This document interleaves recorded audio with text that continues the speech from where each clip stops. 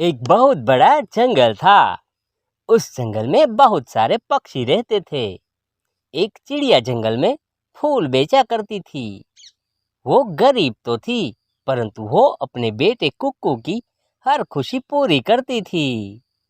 कोई भी त्योहार होता तो वो अपने बेटे को कोई भी चीज की कमी महसूस नहीं होने देती थी। वो हर रोज अपनी कमाई में से कुछ सिक्के एक गुल्लक में डाल देती। केवल उसकी यह जमा पूंजी होती जिसे वो अपने बेटे की छोटी छोटी खुशियां पूरी करती।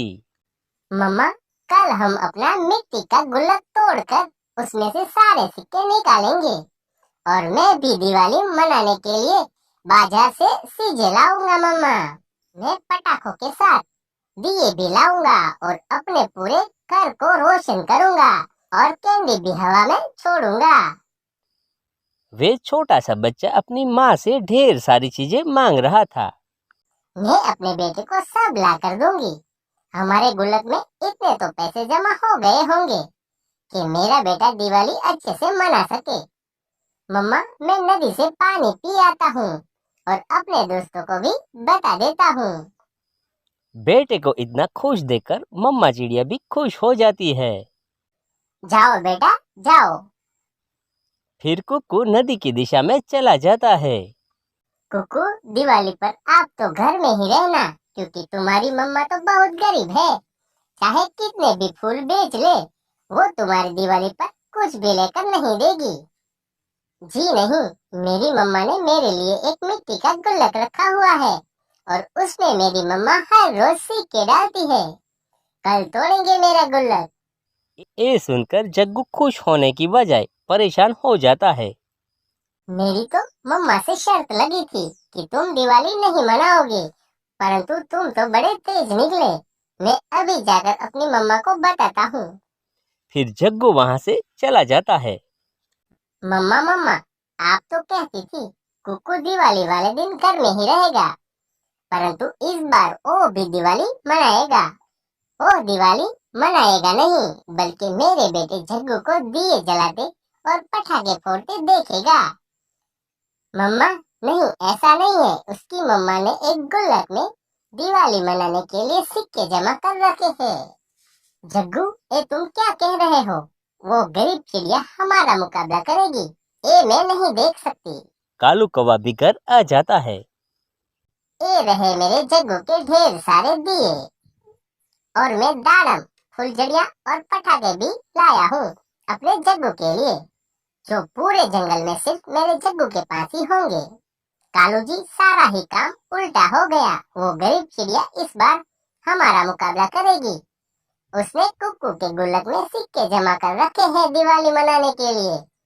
पापा, कुछ भी हो, मैं नहीं चाहता कि कुक्कू भी मेरी तरह दिवाली मनाए। मुझे बहुत मजा आता है जब कुक्कू रोता है और अपनी माँ को तंग करता है। जग्गू, मेरे बेटे, तुम्हारा पापा आज रात कुक्कू का गुल्लक चोरी कर लेगा। फिर मैं देखता हूँ कैसे वो गरीब पक्षी दिवाली मनाते हैं। मेरा सुंदर पापा, पापा आप ऐसा ही करना, फिर बहुत मजा आएगा। रात हो जाती है।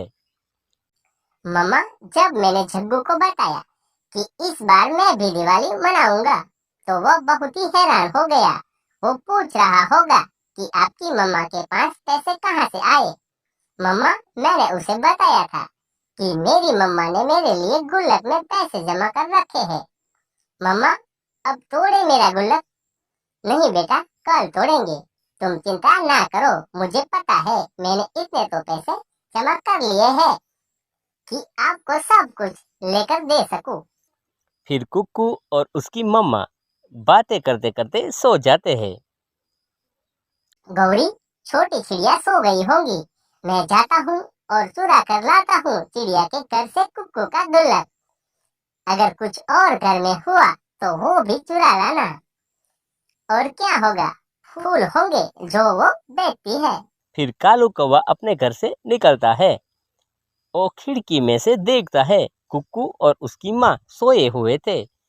वो चुपके से चिड़िया के घर में घुस जाता है। जल्दी ही उसे एक कोने में कुक्कू का गुल्लक दिख जाता है और फिर कालू कौवा कुक्कू का गुल्लक उठाकर भाग जाता है। सुबह हो जाती है और कुक्कू की माँ उठ जाती है। वो उठते ही सबसे पहले अपने बेटे के गुल्लक की तरफ देखती है। हाय, मैं मर गई। मेरे कुक्कू की खुशियाँ एक कौन चोर चुरा कर ले गया। कुक्कू भी उठ जाता है। मम्मा, क्या हुआ? आप इतनी घबराई हुई क्यों है? बेटा, आपका गुल्लक नहीं है, कोई चोर चुरा कर ले गया है। ये सुनकर कुक्कू रोने लगता है। मैं अब दिवाली कैसे मनाऊंगा? मैं कैसे पटाखे और फुलझड़ियाँ खरीदूंगा? मुझे तो इस बार पूरे घर में रोशनी भी करनी थी।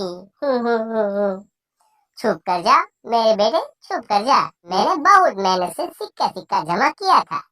जिसने भी हमें दुख दिया है, सुखी वो भी नहीं रहेगा। दूसरी तरफ कालू कौवा, गौरी और जग्गू नदी पर जाकर गुल्लक तोड़कर सारे सिक्के निकाल लेते हैं और टूटा हुआ गुल्लक नदी में फेंक देते हैं। मेरे पापा के होते हुए चला था कुक्कू मेरा मुकाबला करने। फिर सब हंसने लगते हैं। चुप कर जाओ बेटे, मैं जा रही हूँ काम पर। मैं कुछ ना कुछ जरूर कर लूंगी। अभी दिवाली में 2 दिन बाकी है। परंतु कुक्कू तो छोटा था, वो रोए ही जा रहा था। जग्गू ने सच ही कहा था, मुझे दिवाली वाले दिन घर में ही रहना पड़ेगा। अब मैं बाहर नहीं जाऊंगा मम्मा, आप जाओ। हाँ हाँ हाँ। फिर चिड़िया अपने फूलों लेकर जंगल के बाजार में चली जाती है। फूल ले लो, फूल ले लो, ताजे ताजे फूल ले लो। सब पक्षी तो दिवाली मनाने की तैयारी में लग गए थे। आज तो चिड़िया का कोई भी फूल नहीं बिकता। वो निराश होकर एक जगह बैठ जाती है और रोने लगती है।